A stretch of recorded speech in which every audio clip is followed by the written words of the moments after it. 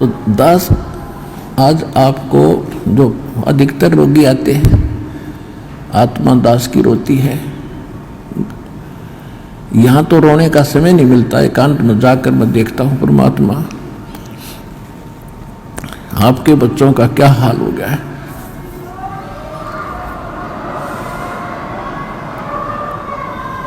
एक एक टूक को तरस रहे हैं, एक एक रोटी के लिए सारा दिन भटकते फिरते, और ऊपर से एक कहर अलग से टूटे हैं इनके ऊपर। किसी को संतान नहीं, वो उसी दुख में सड़ रहा है, जल रहा है। किसी का कैंसर है, किसी को और दोष है, और एक पल का इनको पता नहीं कब क्या हो जाएगा। तो इस कारण से परमात्मा से अर्जी लगाता है दास कि दाता हम तो इसे निकम्मे हैं, और आपको ही मालूम हम कितने कैसे अच्छे होते तो चले जाते। अभी से अच्छे भी आप बनाओगे, दृढ़ता भी आप ही लाओगे, तभी हम आगे बढ़ पाएंगे। फिर भी इतनी, उसके बाद भी कोई मर्यादा ठीक नहीं रखता है और अपनी मनमानी करता है, फिर हमारी अर्ज भी फेल और भगवान भी मदद आपकी नहीं करेगी।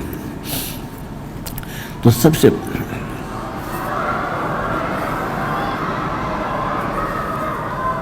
तो कहने का भाव ये है कि जैसे एक भक्त के मतलब अच्छी कितनी, इस ज्ञान से कितना फर्क पड़ा। एक भक्त का लड़का कति अपाहिज था और परमात्मा का नाम लिया उसने, वो आता रहा, कुछ राहत मिली उसको।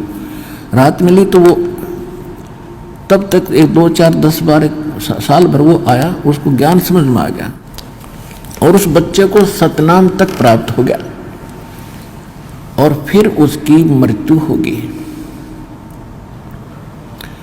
अब उस पिता को कति दुख नहीं था।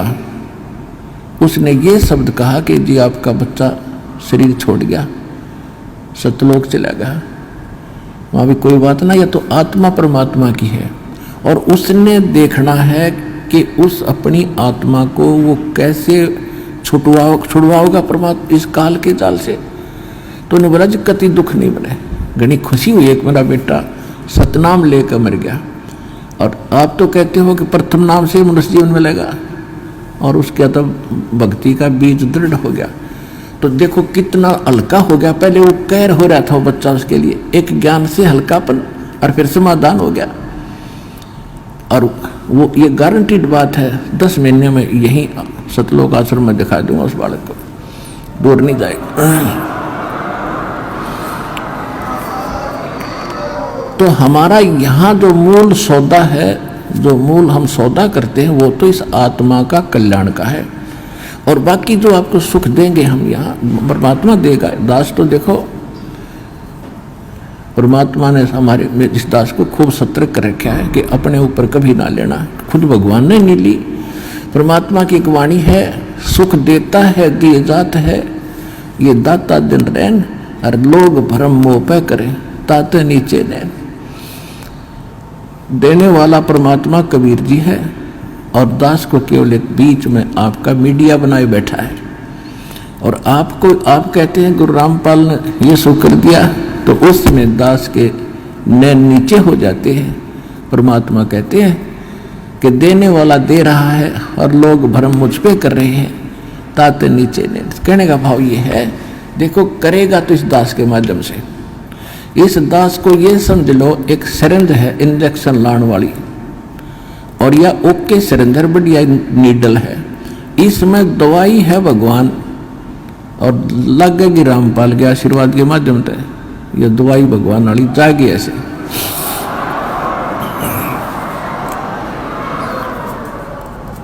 तो इस प्रकार आप जी ने पहले तो ज्ञान समझना चाहिए। ज्ञान के ऊपर दास ने जोर दिया है, भगवान का भी आदेश है कि घर घर देखो बोध विचारा, सत्य नाम सब ठोर उचारा।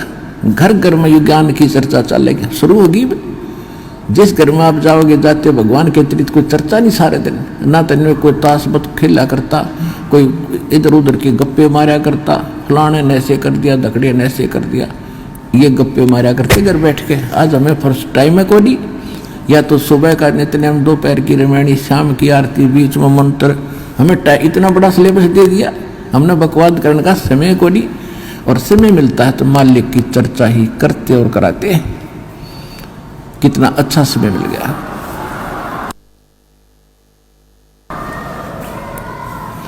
तो कहने का भाव यह है कि पहले इस ज्ञान को समझो और ज्ञान समझ के फिर भक्ति शुरू करो। चाहे कितना भयंकर रोग है, भगवान परमात्मा ने प्रसन्न कर दो। वो कैसे प्रसन्न होगा? जिस दिन वो प्रसन्न हो गया, वो तो सोने कैसी काया बना दे जीव की। एक सेकंड में एक बार 350-360 के लगभग कोड़ी थे, कोड़ी। और कबीर परमेश्वर के पास काशी में उनकी सुनकर महिमा इकट्ठे चले गए, 5-7 गए पहले थे। बोला जी हम ऐसे दुखी है और ऐसे है। परमात्मा बोले भाई तुम वो सारे को डियान बुला लो, जानो किसी ने? सारे ने जाने हम कि उनको सबको बुला लो, पर एक बात है, तुमने भक्ति करनी पड़ेगी आजीवन। और भक्ति छोड़ दोगे ना फिर तुम्हें फिर हानि हो सकती है। कान पकड़े जी, कदे नहीं छोड़ेंगे और हम तो सदा आपके चरणों में पड़े रहेंगे। 360 कति को चाम पड़ा था कट कट के, और परमात्मा ने आशीर्वाद मात्र से सारे एक सेकंड में कति स्वस्थ कर दिए। कबीर भगवान ने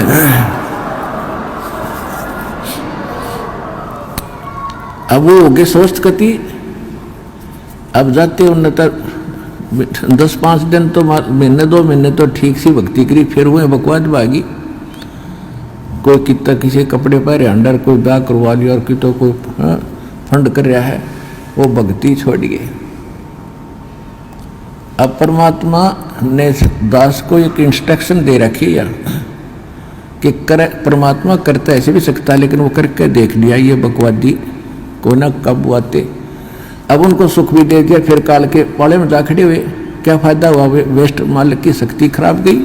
लेकिन परमात्मा ने अपनी, वैसे मालिक की पावर तो एंड होता ही नहीं, लेकिन उस समय मालिक ने यह दिखाना था कि भगवान जो काम करा करा वो कबीर जी कर रहे थे। और इससे सिद्ध है कि कबीर इज गॉड। उस प्रमाण के लिए ये भी हमारे लिए सिद्ध होता है कि परमात्मा कबीर जी है। एक बार दास एक गांव में एक भगत के सत्संग पाठ करा कर घर में जाकर उनके पड़ोस में एक लड़की के, जवान लड़की ब्याह रखी हुआ और शादी हुई थी। दोनों गुर्दे फेल हो गए और उनने छोड़ दी। सारे चेक करा ली, कोई राप नहीं। और खाट में पड़ी सोई आ रही, मुंह पर हाथों पर। तो हमारे उस भगत ने उनसे कहा कि आप दीक्षा ले लो, अरे लड़की इनके आशीर्वाद नाम लेने से राहत मिलेगी तुमने।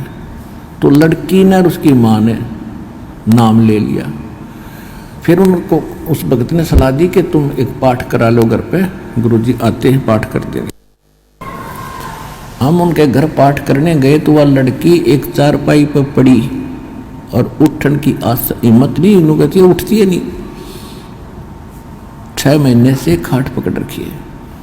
उसको उठा के भगत और परिवार वाले वहां जहाँ दास बैठा था वहां ले प्रणाम कराया।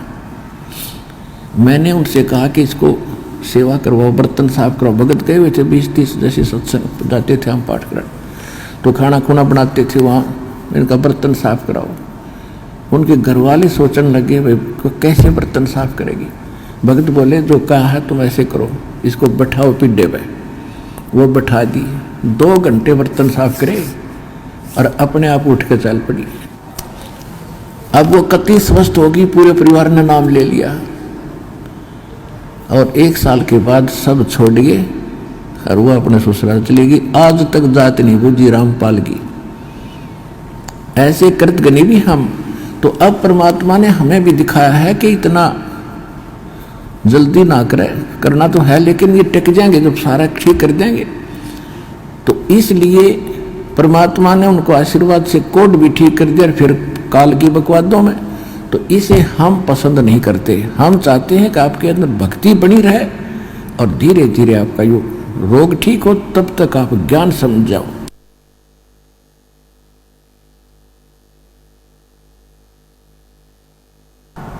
और जिसके मन में दोष है वो चला जाएगा।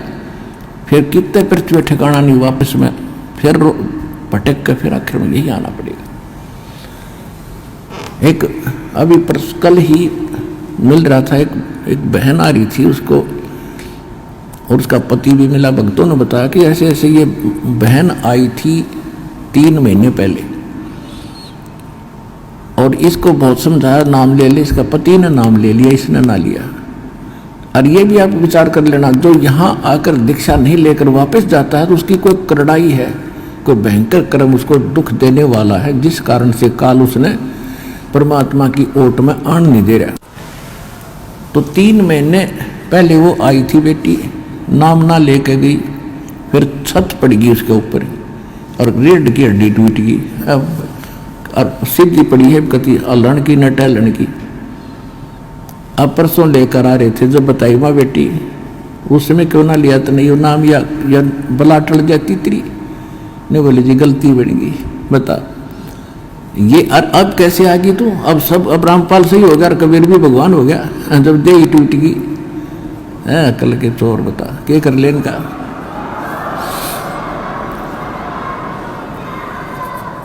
दुख में सुमरण सब करे, सुख में करे ना कोई, जय सुख में सुमरण करे तो दुख काहे को होवे। संत शरण में आने से आई टले बला, जय मस्तक में सूली हो वो कट्टे में टल जा। इस समर्थ परमात्मा की शरण में आने से यदि मौत भी हो, यानी सूली टूटना हो, तो कांटा लगकर ही बच जाता है। अब जो प्रसंग चल रहा है पुण्यात्माओं के दास, जैसे यहाँ सुनता है कई भक्त आते हैं, ये ऐसे तो घने मिलते समय ने बोला जी कति घना ठीक हो गया, थोड़ी सी कसर रह रही है। मैं कहा यह कसर तो रखनी है सारे, मगर यह ना रही ना तो फिर भाग जाओगे, वो काल के उसमें पाले में खड़े हो जाओगे जा करके। ऐसा नहीं, परमात्मा इतना दुख नहीं देने देगा आपको कि आपकी जान चली जा। तो इसलिए परमात्मा भी कहते हैं, हमें संकेत करते हैं, सुख के माथे सिला पड़ो जो नाम हृदय से जावे, और बलिहारी उस दुख के जो पल पल नाम रटावे। परमात्मा हमें संकेत करते हैं कि हे भगवान, ऐसा सुख ना देना जिससे आपकी भूल पड़ जावे, और इतना दुख दिए रखना दाता तेरी याद बनी रहे। तो पुण्यात्माओं, हम सुखी होते ही भगवान बोलते हैं, और दुख जब हमारे ऊपर आते तो कर्मों के हैं, और फिर हमें भगवान याद आता है। तो हमारे, अब देखो आपके पापों में आग लगा रखी, भगवान ने आग लगा रखी, जो संचित कर्म है उनके भी और जो प्रारब्ध वाले इनमें भी। जब कर्म जले हैं, जब भी घास जलता है तब भी धुआं धावा आग उग थोड़ी बहुत दिखा जानो दुख दे रही है, लेकिन कति रोग कटन लाग रहा है आपका, तो थोड़ा बहुत कष्ट भी हो उसने सहन कर लेना। अब जैसे तो आपको जो भयंकर रोग थे, जो भयंकर दुखदायी कर्म है, पहले आपके उन पर कुवाड़िया चल रहा है परमात्मा का, और छोटे मोटे तो धीरे धीरे हो जाएंगे, सारे ठीक हो जाएंगे। जैसे डॉक्टर के पास कोई भयंकर मरीज जाता है, वो सबसे पहले डॉक्टर उस स्थान का इलाज करेगा जहां से रक्त निकल रहा है, यानी जिससे उसकी जान जानी हो। एक्सीडेंट हो गया, हड्डी टूट गई और कहीं रक्त स्राव हो रहा है, तो सबसे पहले डॉक्टर ये देखेगा कि इसका इस स्थान पर ऑपरेशन करें जिससे इसका खून रक्त बंद हो। और वो रो रहा है, डॉक्टर साहब टांग में दर्द घना है, हाय मर गया, तो डॉक्टर उसने ना देखता कि इसने तो चिल्ला लड़ते थोड़ी देरी, तो फिर कर दूंगा ठीक, पहले ये रोग काटना, ये करना जरूरी है जिससे इसकी मौत ना हो जाए।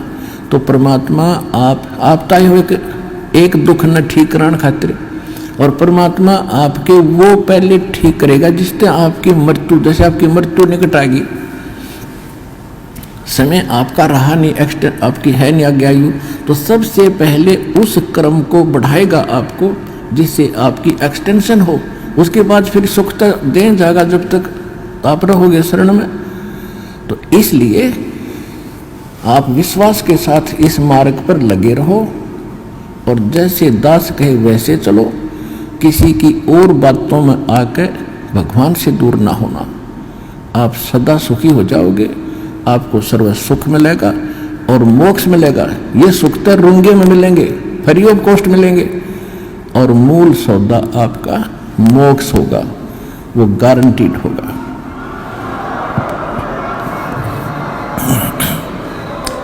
अगर आप ये वीडियो YouTube पर देख रहे हैं तो हमारे चैनल को सब्सक्राइब करें और बेल आइकन को दबाना ना भूलें। अगर आप Facebook पर ये वीडियो देख रहे हैं तो हमारे पेज को लाइक करें।